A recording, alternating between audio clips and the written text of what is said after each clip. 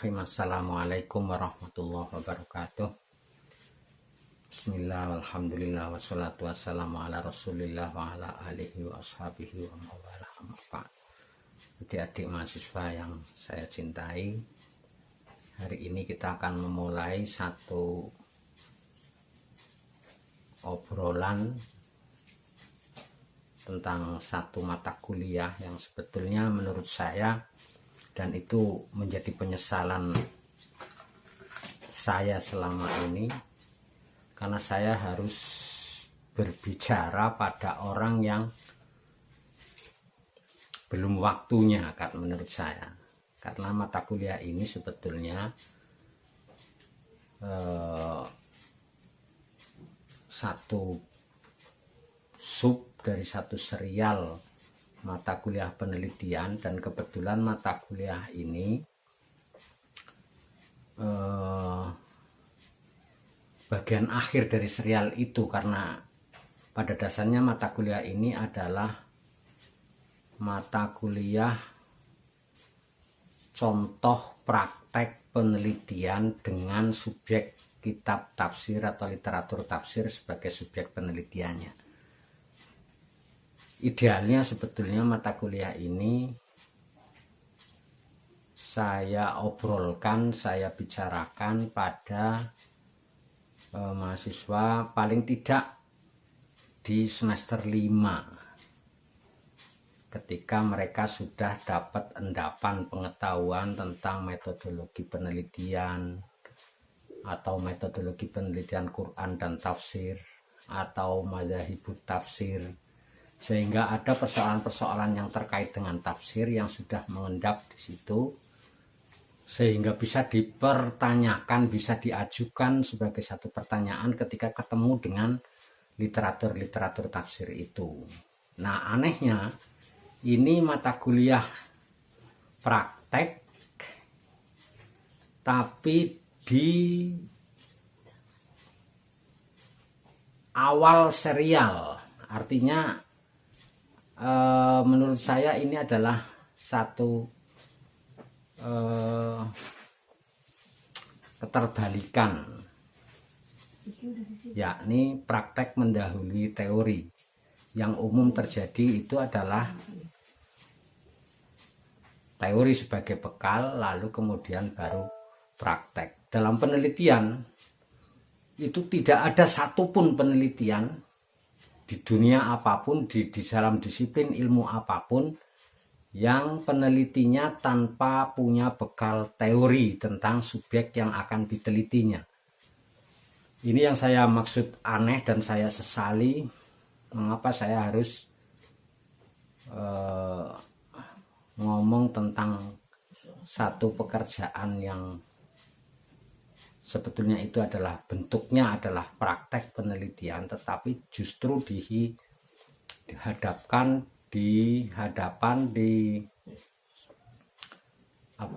disajikan, disodorkan kepada mereka-mereka yang belum saatnya praktek sebetulnya.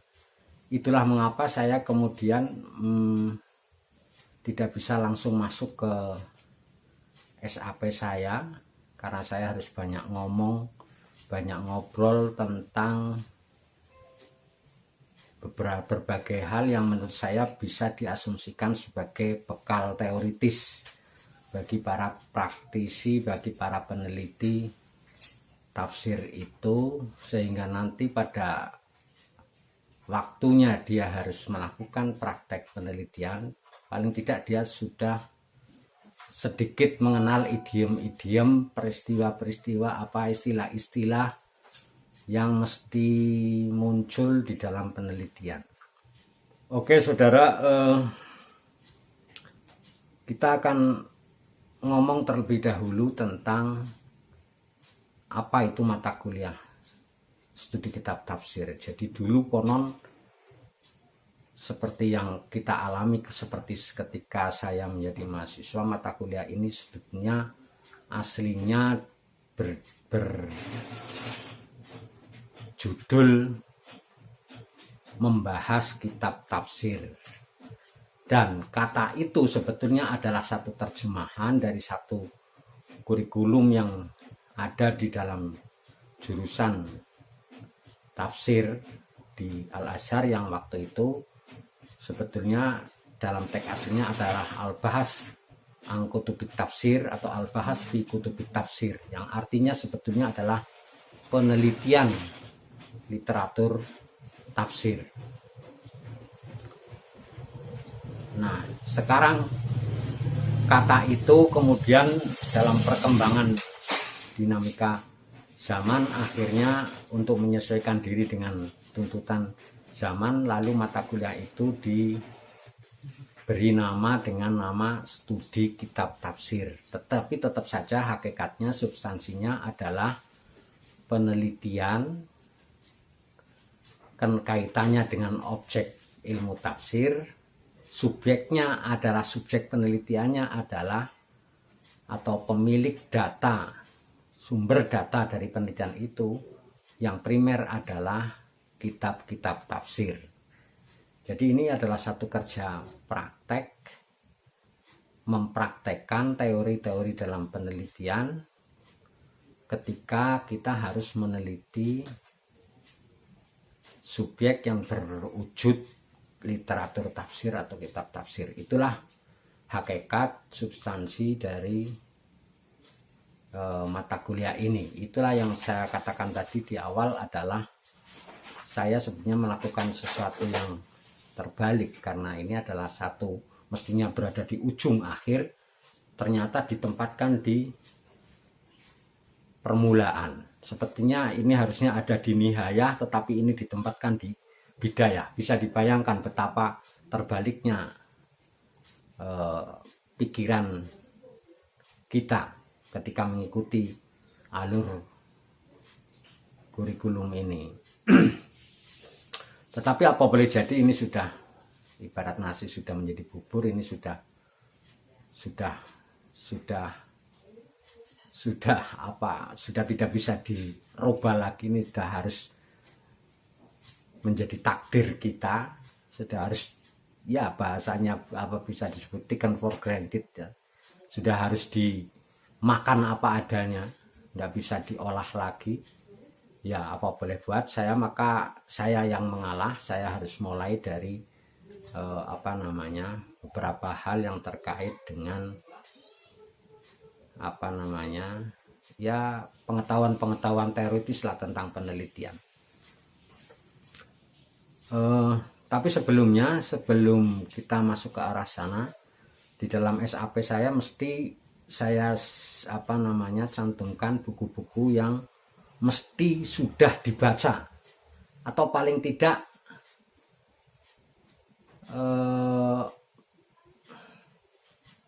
bisa dibaca hari ini sebagai buku wajib bagi seorang peneliti tafsir. Jadi sebelum masuk ke subjek primernya, kita bisa melalui tangga menuju tahapan-tahapan menuju yang primer itu, yang berbentuk buku-buku sekunder yang sudah berisi komentar-komentar tentang kitab-kitab tafsir tertentu, dan itu tidak harus dibaca oleh seorang peneliti tafsir, apalagi ketika subjeknya disebut sedalam judul mata kuliah ini sebagai tafsir yang berada di era klasik atau tengah. Maka tidak bisa tidak, seorang calon peneliti harus membaca atau wajib sedang atau pernah membaca buku-buku yang saya sebutkan ini. Pertama, seorang peneliti tafsir harus pernah membaca apa yang disebut dengan buku At-Tafsir wa Rijaluh, tafsir dan tokoh-tokoh tafsirnya, tokoh-tokohnya. Ini karya Syekh Muhammad Al-Fadil Ibnu Ashur.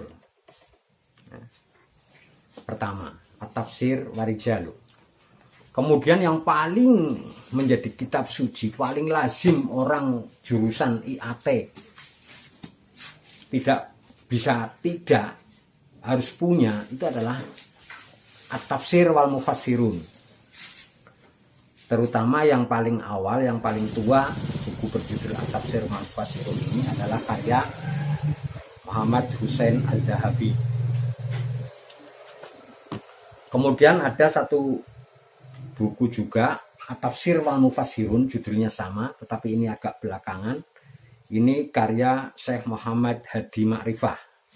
Dua buku juga. Itu sama judulnya At-Tafsir wal Mufassirun. Jadi ada dua At-Tafsir wal Mufassirun. Kemudian yang ketiga ada buku sebetulnya sebagai apa namanya? Ya pelengkap dari buku At-Tafsir wal Mufassirun yang sudah ada, karena penulis buku ini juga termasuk mengakui merujuk pada buku-buku At-Tafsir wal Mufassirun ini. Judul itu adalah misalnya At-Tafsir Al-Mufassirun Hayatuhum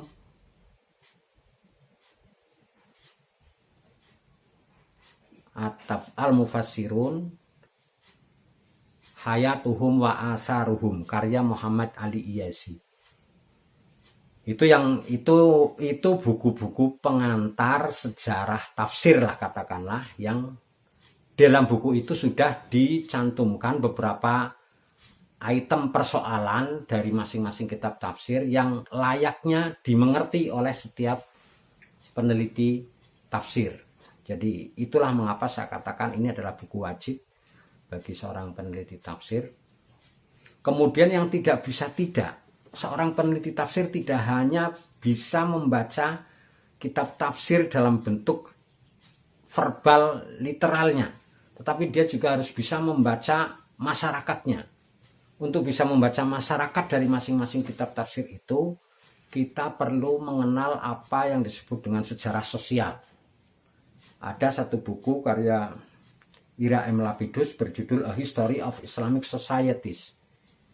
Jadi sejarah sosial, sejarah masyarakat Islam, sejarah sosial Islam. Ini yang harus dibaca. Kemudian juga buku-buku tentang sejarah pemikiran.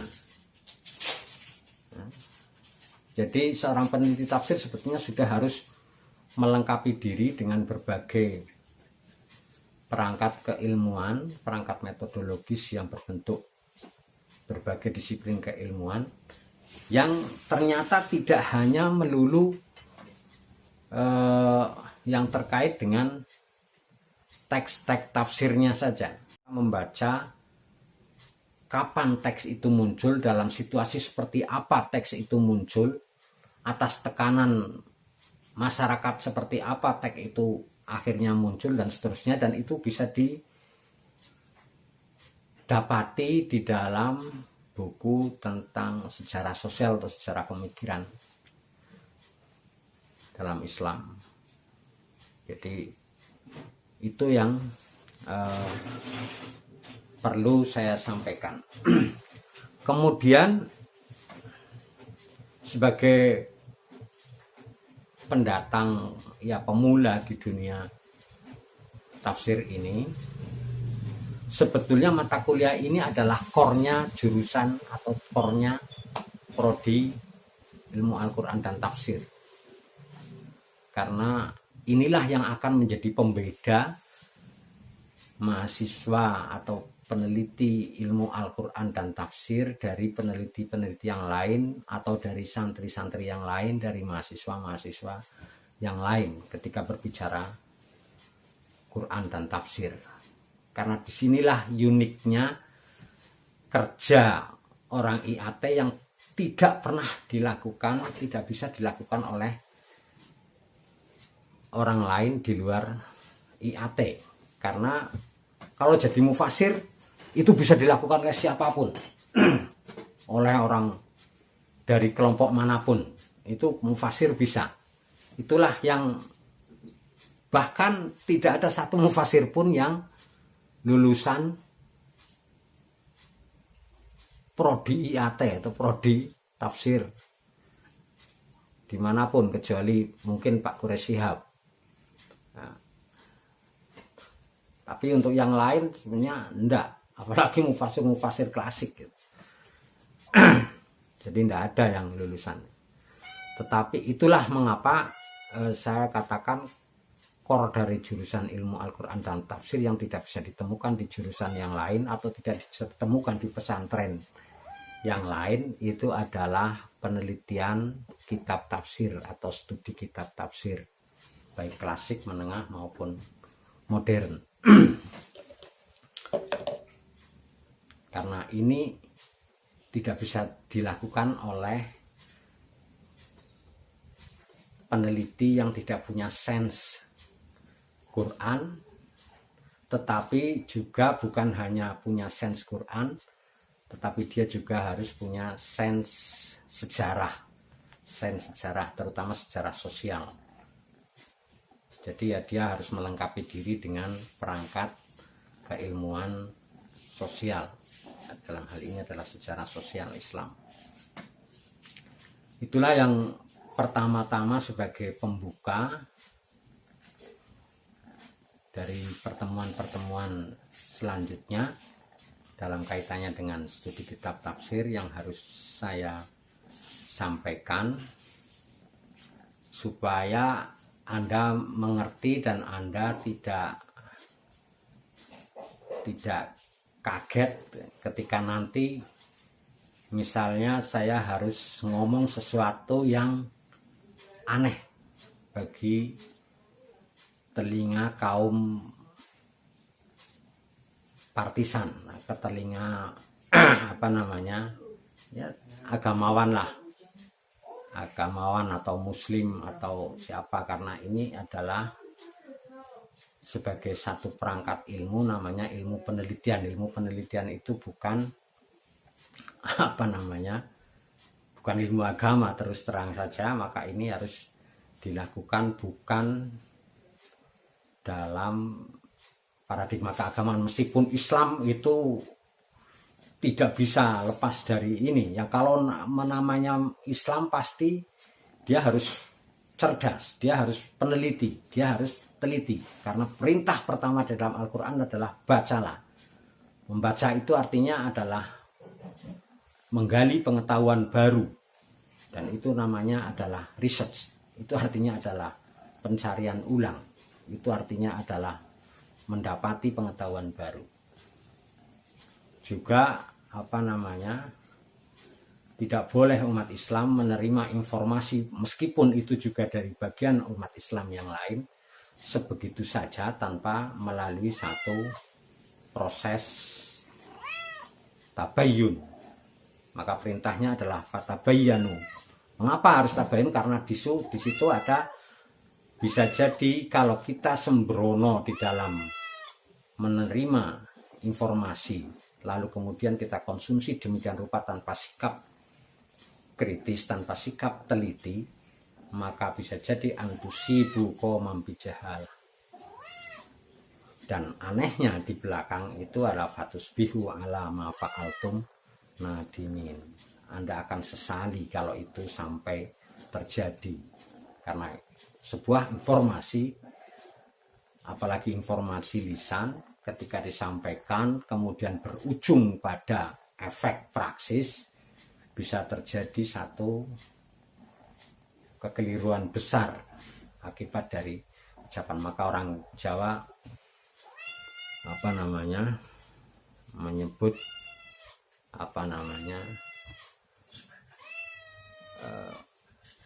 lati mulut itu sangat penting. Sangat penting dalam arti bisa berbahaya. Bahkan orang menyebut mulutmu adalah harimaumu. Termasuk dalam Islam juga ada doktrin tentang salamatul insan fi hifdzil lisan. Semua itu sebetulnya terkait dengan tabayun, terkait dengan ikro, terkait dengan kerja teliti. Nah, itulah yang disebut penelitian. Nah, dalam tafsir pun kita melakukan hal yang sama yang tidak pernah dilakukan oleh santri umpamanya. Santri itu ada kegiatannya kaitan dengan tafsir, namanya ngaji tafsir. Tetapi ngaji tafsir itu beda dengan meneliti tafsir. Kalau ngaji tafsir itu sang guru membacakan atau menafsirkan Al-Quran langsung, sang murid mencatat dan mengikuti ajaran pelajaran dari guru. Kalau peneliti tafsir itu enggak. Peneliti tafsir dihadapkan pada fakta-fakta yang terkait dengan tafsir, lalu dari fakta-fakta itu memunculkan pertanyaan, dan pertanyaan itu menuntut si penanya untuk mengejar, mencari apa jawaban dari pertanyaan itu. Itulah yang namanya penelitian. Dan itu hanya ada di ilmu Al-Quran dan tafsir. Kalau ini penelitian tentang tafsir, kita tidak bisa membanggakan satu penelitian tafsir itu dilakukan oleh mahasiswa prodi tertentu dari fakultas dakwah misalnya, atau fakultas tarbiyah, atau fakultas sosial humaniora misalnya. Ya, karena mereka bisa mungkin penelitiannya, teorinya benar, tapi sense Qur'aninya tidak benar, tidak ada. Nah, kita punya kedua-duanya. Kita harus punya pengetahuan yang terkait dengan penelitian, tapi kita juga tetap pada posisi punya sense tertentu yang terkait dengan Quran. Saya pernah ketemu dengan satu penelitian tentang tafsir. Tafsir itu ditulis oleh seorang mufasir dari daerah Sulawesi, dan itu menggunakan huruf dan bahasa lokal Sulawesi. Anehnya, teks ayatnya itu ditulis tidak mengikuti Rosam Usmani, dan penelitian ini mendaku mengklaim dirinya sebagai penelitian filologis. Tapi karena penelitinya adalah murni filolog, tidak punya sense Quran seperti umumnya orang ilmu Al-Quran dan tafsir, maka dia tidak termasuk memperhatikan atau tidak pernah mengajukan pertanyaan mengapa tafsir ini ditulis tidak seperti umumnya mushaf. Dia menggunakan rosam, bukan rosam Usmani, bukan rosam mushafi, tapi dia menggunakan rosam rosam yang bukan rosam Quran, bukan rosam mushaf, bukan rosam Usmani. Nah, mestinya kalau ini peneliti tafsir yang di samping dia punya pengetahuan filologi, tetapi dia juga pengetahuan Quran, dia pasti juga akan mengajukan pertanyaan, mengapa ditulis dalam wujud seperti ini? Apakah ini sebuah kesengajaan, ataukah mufasirnya kebetulan tidak tahu juga kalau ada cara-cara khusus untuk menulis teks ayat Quran, sehingga mereka mungkin bisa jadi mufasirnya adalah menganggap bahwa tulisan dalam mushaf itu, tulisan ayat Quran itu sama dengan tulisan Arab pada umumnya, sehingga tidak perlu dia menggunakan rosam yang ada di dalam mushaf-mushaf, terutama mushaf yang mengikuti mushaf Usmani. Nah, inilah yang saya katakan uniknya penelitian Quran yang hanya bisa dilakukan oleh mahasiswa peneliti prodi ilmu Al-Quran dan tafsir, karena dia memiliki kelengkapan. Tidak hanya misalnya tadi dalam kasus penelitian tadi tidak hanya punya pengetahuan filologinya, tetapi juga dia punya pengetahuan tentang yang terkait dengan ulumul Quran misalnya, sehingga dia bisa melengkapi pertanyaan penelitiannya dengan pertanyaan yang terkait dengan ulumul Quran. Dalam hal ini adalah ilmu rosam Quran. Ini contoh saja. Ini contoh bahwa penelitian kitab tafsir akan menjadi punya spesifikasi kalau itu dilakukan oleh peneliti dari ilmu Al-Quran dan tafsir. Tetapi sebaliknya, kalau kita berangan-angan, kita berandai-andai bahwa ilmu Al-Quran dan tafsir akan bisa memproduksi mufasir, itu juga keliru. bisa Anda bayangkan kalau input dari prodi ini adalah tidak spesifik dari mereka-mereka yang sudah punya pengalaman terkait dengan ilmu Al-Quran dan tafsir, baik dia sebagai santri tahfidz, baik dia sebagai santri dirusah Islamiyah, santri aliyah keagamaan misalnya, yang sudah pernah mengenal ide munkar. Tapi prodi ini juga menerima mahasiswa input dari sekolah-sekolah yang tidak terkait dengan tafsir. Lalu dia kuliah harus mengikuti kurikulum yang itu pesanannya lengkap, dari nasional, dari universitas, dari fakultas, itu lengkap, dan itu memotong dan memakan sekian persen dari kurikulum itu. Maka dia bisa dibayangkan betapa minim kalau mereka mengandaikan diri menjadi mufasir, betapa minimnya bekal yang mereka miliki untuk menjadi mufasir. Padahal untuk menjadi mufasir persyaratannya sangatlah ketat kalau kita mau menjadi mufasir yang profesional. Tetapi kita memang kebanyakan hari ini kita terjebak pada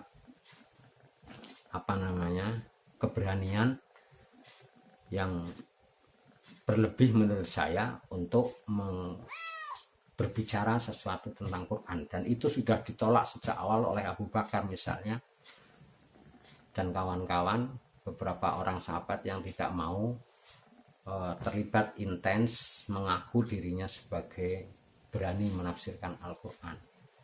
Meskipun hari ini kita tidak ketemu langsung pada penulisan kitab tafsir, tetapi banyak orang hari ini yang melakukan satu kerja yang sebetulnya itu adalah kerja penafsiran, dan itu dilakukan oleh mereka-mereka yang sebetulnya belum memenuhi syarat sebagai mufasir. Anehnya itu bisa didukung oleh sekian kekuatan massa atau punya pendukung, sehingga punya diakui eksistensinya, padahal belum tentu itu adalah satu produk tafsir yang benar atau yang ideal lah, yang memenuhi persyaratan. Dan itu terjadi di luar IAT. Nah, di dalam IAT pun kalaupun ada 1-2 penelitian yang mengklaim dirinya sebagai satu tafsir, terutama yang ngetren adalah tafsir-tafsir yang mengatakan dirinya tafsir tematik, itu sebetulnya ya 1-2 memang ada yang layak dibaca, tetapi banyak juga yang lain yang tidak layak dibaca karena itu ditulis tidak dalam kerangka persyaratan, memenuhi persyaratan tafsir. Sense Qur'annya dalam tanda kutip minim. Itulah yang terjadi hari ini, dan itulah mengapa saya termasuk orang yang tidak setuju untuk mengatakan bahwa prodi ini adalah prodi yang punya misi untuk mencetak mufasir. Terlalu dini lah untuk mendaku punya kompetensi di dalam mencetak mufasir, karena persyaratan metodologis yang bisa dibekalkan kepada mahasiswa di dalam persiapan menuju penafsiran pun kita tidak sedemikian memadai. Tetapi kalau kita menjadi peneliti tafsir, itu saya kira istimewa, dalam arti tadi punya hak prerogatif, punya hak khusus yang tidak dimiliki oleh peneliti-peneliti lain di luar prodi IAT, karena kita punya kelengkapan pengetahuan tentang Quran, juga kita dilengkapi dengan metodologi penelitian pada umumnya, terutama metodologi ilmu sosial, metodologi penelitian sosial.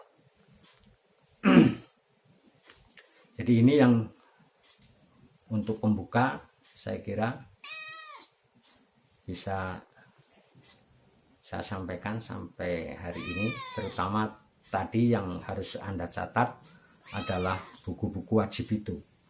Ya, itu yang tidak harus Anda baca sebelum Anda langsung membaca kitab tafsirnya. Anda mungkin bisa jadi karena Anda lulusan pesantren misalnya sudah bisa membaca kitab tafsir atau pernah ngaji kitab tafsir itu, tetapi Anda sebagai peneliti belum tentu bisa mengajukan pertanyaan ketika harus meneliti kitab tafsir itu. Nah, dari mana kita bisa mendapatkan pertanyaan? Paling tidak dari buku-buku sekunder tentang kitab tafsir itu. Ada At-Tafsir Warijalu, ada At-Tafsir wal Mufassirun. Itu adalah tahapan awal menuju kedalaman dari kitab tafsir itu. Apalagi kitab-kitab tafsir kuno itu kebanyakan kitabnya besar-besar, tidak mungkin. Saya sebagai peneliti satu kitab tafsir saja, saya mengandaikan sampai saya mati pun belum tentu saya bisa selesai membaca kitab tafsir itu. Misalnya tafsir Mafatihul Ghaib, dengan dalam penerbit tertentu itu ada yang melebihi jumlah juz dalam Al-Quran. Jadi ada penerbit tertentu dari Mesir yang menerbitkan tafsir, dan ini termasuk awal menerbitkan tafsir Mafatihul Ghaib, itu terdiri dari 32 juz. Kalau juz Al-Quran hanya 30, tafsir ini menjadi 32 juz yang terdiri dari 16 jilid. Jadi satu jilid biasanya berisi 2 juz. Ada dalam penerbit tertentu. Meskipun ada penerbit lain yang menerbitkan ini dalam 16 jilid atau 17 jilid, yang masing-masing jilid itu menggambarkan satu juz.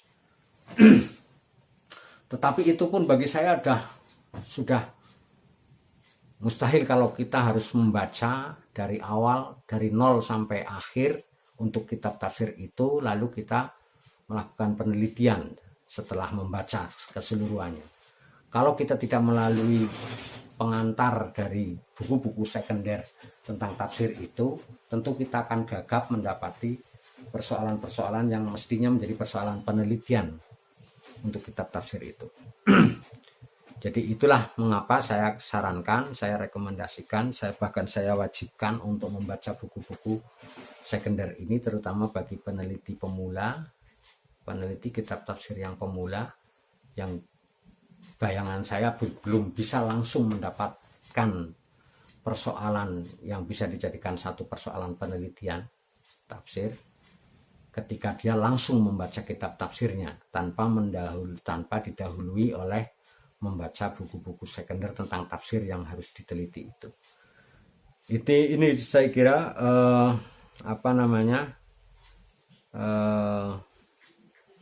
unek-unek saya yang saya sampaikan di pertemuan pertama dari mata kuliah studi kitab tafsir klasik. Saya kira pertanyaan bisa diajukan di dalam Anda komentar di dalam channel ini. Anda bisa mengajukan pertanyaan yang mungkin bisa saya respon di dalam sesi pertemuan berikutnya. Demikian, terima kasih. Wa akhiru da'wana alhamdulillahirabbil alamin. Wassalamualaikum warahmatullahi wabarakatuh.